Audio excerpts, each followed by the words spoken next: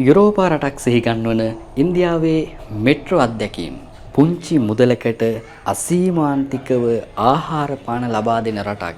ඇඟ හිරිකඩු පිපෙන විනාඩි කිහිපයක ට්‍රීවිල් ගමන ඇතුළු දකුණු ඉන්දිය සංචාරයේ මගේ අත්දැකීම් තමයි මේ විදිහට වීඩියෝ මාලාවකින් මම අරගෙන එන්න කල්පනා කරේ. ඉතින් අපි අපේ කතාව පටන් ගමු කටුනායක ජාත්‍යන්තර ගුවන් තොටුපළෙන්. මම සෑහෙන කාලයකට පස්සේ තමයි ආපහු විදේශ සංචාරයක් යන්නේ. මම අන්තිමට ගියේ නේපාල් සංචාරය. ඊට සෑහෙන කාලයකට පස්සේ තමයි මේ විදිහේ දකුණු ඉන්දිය සංචාරයක් යන්නේ. ඇත්තටම මට කාලයක් තිස්සේ උවමනාවක් තිබුණා දකුණු ඉන්දියාව මොන වගේද? දකුණු ඉන්දියාවේ සංස්කෘතිය කොයි වගේද? මිනිස්සු කොයි වගේද? ඒ වගේම දකුණු ඉන්දියාවේ අත්දැකීම් ගොඩක් අපිට තියෙනවා එකතු කරගන්න. ඉතින් මේ දේවල් බලන්න කාලයක් තිස්සේ මට ආසාවක් තිබුණා. ඒ හින්දා තමයි මම මේ විදිහේ දකුණු ඉන්දිය සංචාරයක් සැලසුම් කරේ. නමුත් අපේ හිතේ යම්කිසි චිත්‍රයක් මැවිලා තියෙනවා. ඉන්දියාව කියන්නේ මේ වගේ රටක්. සමහර ලාවට මිනිස්සු හොඳ නැතුව ඇති. එහෙම නැත්නම් ඉන්දියාව සමහර ලාවට සෑහෙන අපිරිසිදු ඇති, පිළිවෙලක් නැතුව ඇති. ඉතින් මේ වගේ චිත්‍රයක් අපේ හිතේ මැවිලා තියෙනවා. ඉතින් මෙන්න මේ කියන කාරණයක් හේතුවෙන් මම මේ ගමන සැලසුම් කරේ සංචාරක නියෝජිතයෙක් හරහා. උන් තමයි කෞමුදී ට්‍රැවල්ස්. ඇත්තටම ලංකාවේ අඩුම මුදලකට ඉන්දිය සංචාරය වගේම අනිකුත් විදේශ සංචාර සැලසුම් කරනවා වුන් මම දැකපු විදිහට ලංකාවේ අඩුම පැකේජ් එක තියෙන ඔවුන්ගේ ඒ වගේම ඔවුන්ගේ ලක්සරි පැකේජ් එකකුත් තියෙනවා. නමුත් මම තෝරගත්තේ අඩු වියදමකින් බොහොම සරලව මේ ගමන ගිහිල්ලා එන්න. නමුත් මේ මුදලට වුන් සෑහෙන සාධාරණයක් ඉෂ්ට කරා. අපි ඒ දේවලුත් පස්සේ කතා කරමු. ගුවන් ටිකට්පත් ලබා ගන්න එකේ ඉඳලා වීසා ලබා ගන්න එකේ ඉඳලා ඒ සියලු දේවල් සැලසුම් කරේ ඔවුන්. ඉතින් ඒ පිළිබඳව ඔයාලට වැඩිදුර විස්තර අවශ්‍ය නම් මම පස්සේ වීඩියෝ එකක් අරගෙන එන්නම්. ඒ වගේම කෞමුදී ට්‍රැවල්ස් ආයතනයේ contact number එකත් මම පහලින් දාලා තියන්නම්. කැමති කෙනෙකුට මේ සංචාර වලට සහභාගී වෙන්නත් පුළුවන්. මොකද මම එහෙම කියන්න හේතුව තමයි ඉන්දිය සංචාරයක් හරි එහෙම නැත්නම් වෙනත් සංචාරයක් හරි කෙනෙක් සැලසුම් කරනවා නම් කෞමුදී ආයතනය මම ලබා දුන්නු මුදලට ඇත්තටම සාධාරණයක් ඉෂ්ට කරා. ඒ නිසායි මම ඔවුන් ගැනත් මේ වීඩියෝ එකේ සඳහන් කරේ. හරි ඉතින් අපි මේ විදිහට ප්‍රවිෂ්ඨ වෙලා ඉන්නේ කටුනායක ජාත්‍යන්තර ගුවන් තොටුපළට. කෞමුදී ආයතනය සැලසුම් කරපු කණ්ඩායමක් එක්ක තමයි මමත් මේ ගමනට සහභාගී වෙන්නේ.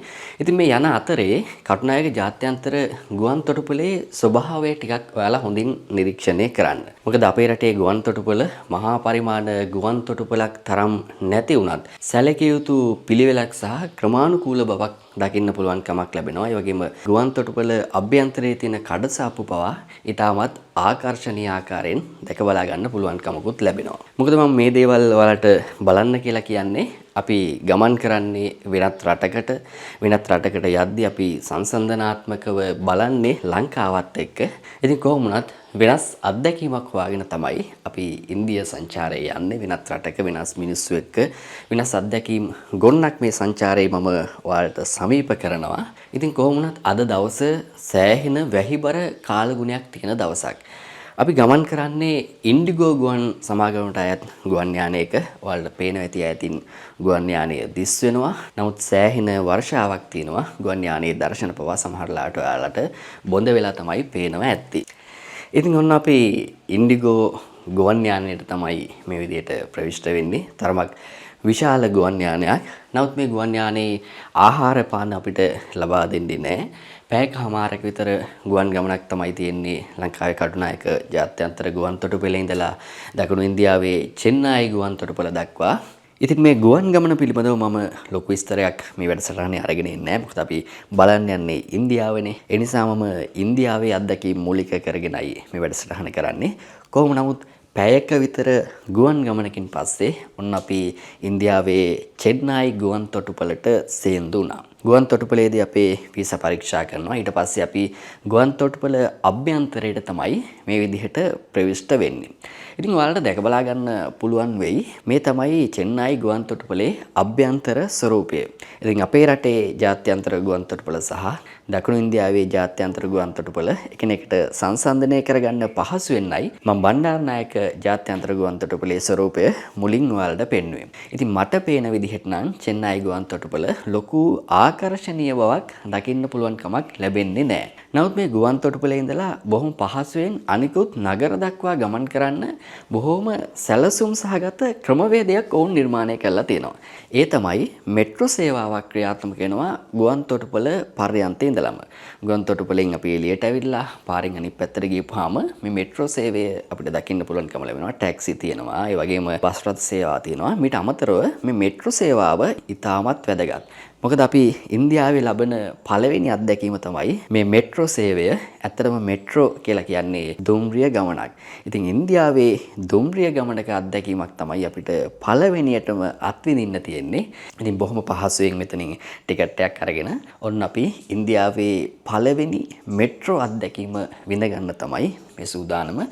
ඉතින් ඔයාලට පේනවා ඇති ඉන්දියාවේ දුම්රිය සේවය කියපුවම අපේ හිතේ යම්කිසි චිත්‍රයක් මැවිලා තිබුණා. නමුත් මේ මෙට්‍රෝ සේවය ඊට වඩා සෑහෙන වෙනස්. බලන්න මෙතන තියෙන පිළිවෙලයි වගේම ආකර්ශනීය බව. ඉතින් මේක අපි පළවෙනියටම ඉන්දියාව දකිද්දි අපේ හිතේ මැවිලා තිබුණු ආකල්පය යම්කිසි ආකාරයකට වෙනස් කරන්න ප්‍රධාන හේතුවක්. ඉතින් අපි පුංචි වෙලාවක් අරගෙන මේ ඉන්දියාවේ මෙට්‍රෝ අත්දැකීම විඳගමු.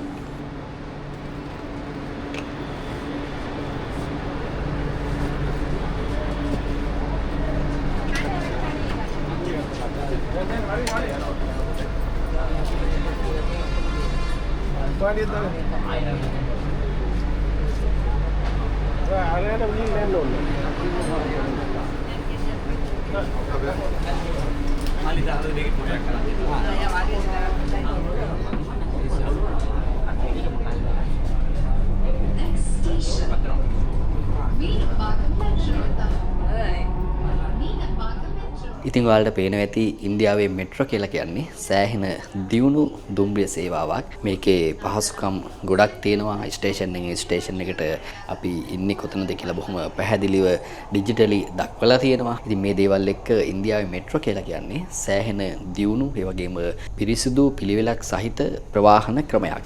ඉතින් අපි චෙන්නයි ගුවන් තොටුපළේ ඉඳලා අපි අද නවතින්නේ මන්නඩි කියන ප්‍රදේශයේ. මන්නඩි වලට පැය භාගයක විනාඩි 40ක වගේ දුම්රිය ගමනක්. මේ දුම්රිය ගමන නිමා කරලා චෙන්නයි වල මන්නඩි ප්‍රදේශයට තමයි අපි මේ විදිහට සේන්දු වෙන්නේ. ඉතින් ඉන්දියාවේ මේ ප්‍රවාහන ක්‍රමවේද ගැන අපිට ගොඩක් දේවල් කතා කරන්න තියෙනවා. මේ මෙට්‍රෝ වලට අමතරව ඉන්දියාවේ සාමාන්‍ය දුම්රිය සේවාවකුත් ක්‍රියාත්මක වෙනවා. ඉතින් ඒ අත්දැකීම් මම ඉස්සරහට ඔයාලට අරගෙන එන්නම්. ඉතින් අපි බලමු මන්නඩි මෙට්‍රෝ ස්ටේෂන් එකෙන් එළියට ගිහිල්ලා එළියේ වාතාවරණය කොයි වගේද කියලා.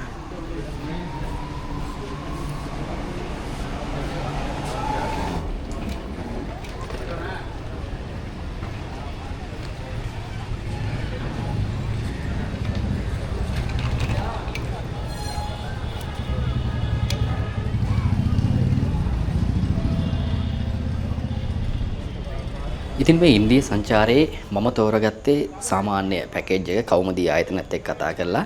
මොකද එයාලගේ ලක්සරි පැකේජ් එකකුත් තියෙනවා. මේ සාමාන්‍ය පැකේජ් එක තෝරගත්ත එකෙන් මට වාසි කිහිපයක් තියෙනවා. එකක් තමයි ලොකු මුදලක් ඒ සඳහා වැය වෙන්නේ නැහැ.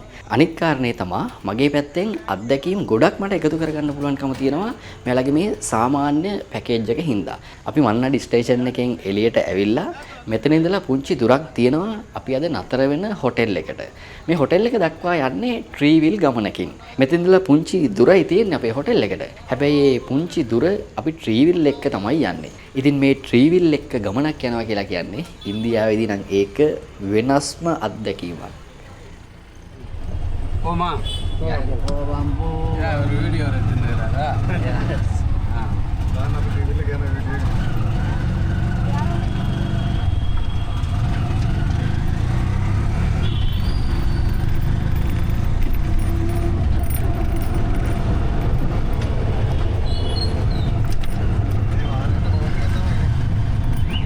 Ada enda palace. Orange.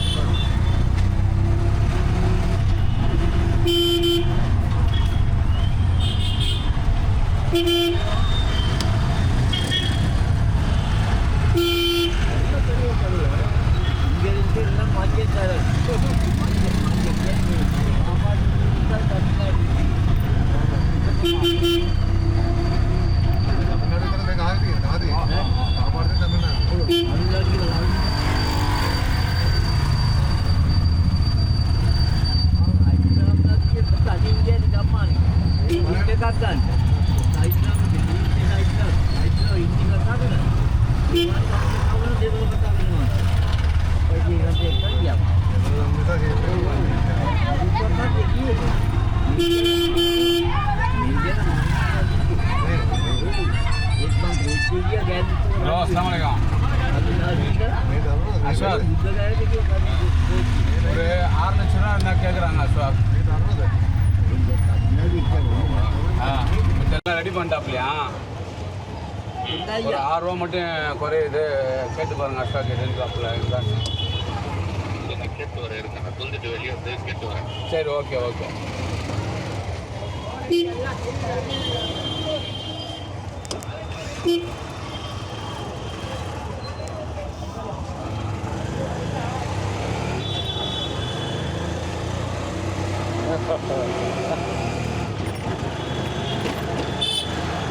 நல்லா ஸ்பீடாக போதா வண்டி?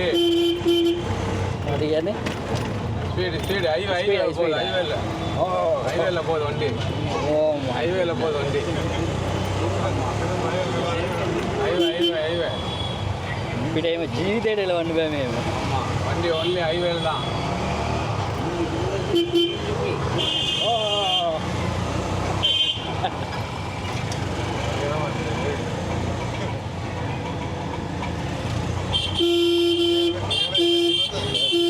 വാഹനം എന്താണോ എന്താണോ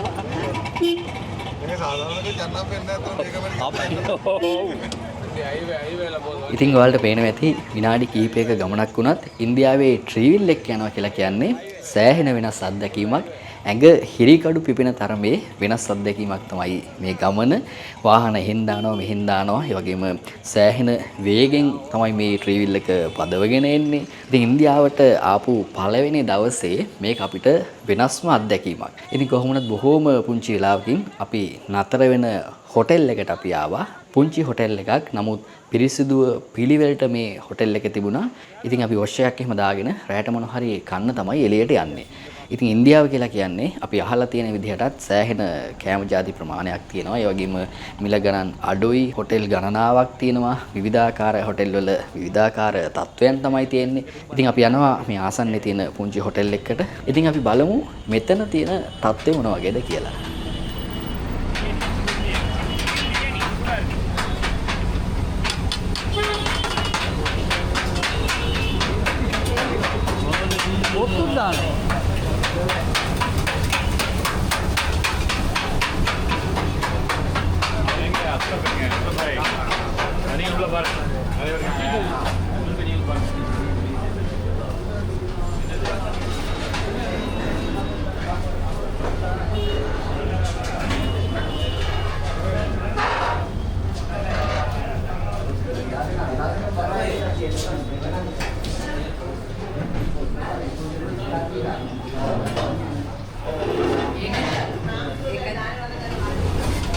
චෙන්නයි මන්නඩි වල කෑම ಜಾති නම් අපේ රටේ විදිහම තමයි ආප්ප ඉන්දියාප්ප වඩේ කොත්තු රයිස් ඔය හැම දෙයක්ම මේ කඩේ තියෙනවා. මේක ඇත්තටම පුංචි කඩයක්. මීට වඩා සෑහෙන ලොකු කඩවල් තියෙනවා. අපේ රටට සාපේක්ෂව සාමාන්‍ය විදිහේ නමුත් කෑම ಜಾති ඉතා විශාල ප්‍රමාණයක් තියෙන කඩයක්. ඉතින් ඉන්දියාවේ කෑම බීම පිළිබඳව මම වෙනම වැඩසටහනකින් කතා කරන්න බලාපොරොත්තු වෙනවා. මොකද තාම අපි ඉන්දියාවට ආව විතරයි. තාම අපි දැක්කේ බොහොම සීමිත ප්‍රදේශයක්. නමුත් මේ ප්‍රදේශයේදී ලංකාවේ කට්ටිය සෑහෙන ප්‍රමාණයක් අපිට හම්බුණා. කාත්තන්කුඩි ප්‍රදේශයේ කීප දෙනෙක් හම්බුණා. ඒ වගේම මීගමුව, කටාන, රත්නපුර ඔය වගේ තැන් ගණනාවකින් ඉන්දියාවේ චෙන්නයි වලට ආපු මේ මන්නඩි වල නතරලා ඉන්න බොහෝ පිරිසක් මේ ගමනේදී හම්බුණා. ඉතින් සෑහෙන පිරිසක් ලංකාවේ ඉඳලා මේ චෙන්නයි වලට එනවා.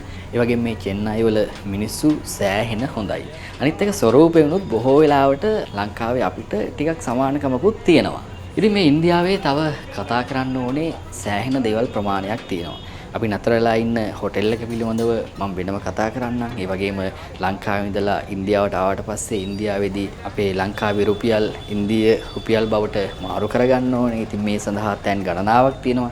ඉතින් අපි ඔය හැම දෙයක්ම ඉදිරි වැඩසටහන් වලින් හැමෙහිට කතා කරමු. ඉතින් මම හිතනවා ඉන්දියාව පිළිබඳව පුංචි අදහසක් ඔයාලට මේ වීඩියෝ එකෙන් ලැබෙන්න ඇති කියලා. නමුත් ඉන්දියාව කියලා කියන්නේ සෑහෙන විශාල ප්‍රමාණයේ රටක්. අපි ඇවිල්ලා ඉන්නේ තමිල්නාඩු වලට. තමිල්නාඩු කියලා කියන්නේත් මම හිතන විදිහට ලංකාව වගේ 8 ගුණයක් විතර විශාල ප්‍රදේශයක්. ඉතින් සමස්ත ඉන්දියාවම ගත්තොත් සෑහෙන වෙනස්කම් ගණනාවක් තියෙනවා. මිනිස්සුන්ගේ සංස්කෘතිය, ආගම, ඇදහිලි විශ්වාස මේ හැම දෙයක්ම පළාතෙන් පළාතට සෑහෙන වෙනස්.